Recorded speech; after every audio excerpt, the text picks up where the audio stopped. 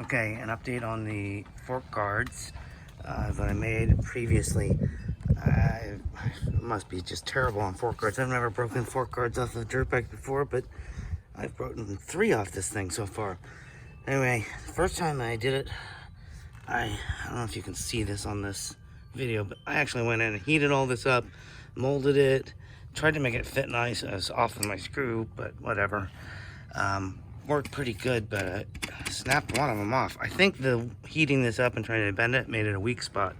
So here, just so you guys know, just get yourself some extra bolts, drill 2 holes. I had to angle the holes to get it to work, but I just angled the holes. It's just a straight cut. There's just a little bit of a notch out for this piece of the lower fork leg that sticks out.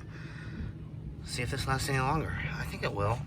No problem. I think it rubs a little on the fork, but I'm not too worried about it up here. But anyway, much easier. Just cut the pipe in half and drill 2 holes in it. Boom, you're done. Cheers.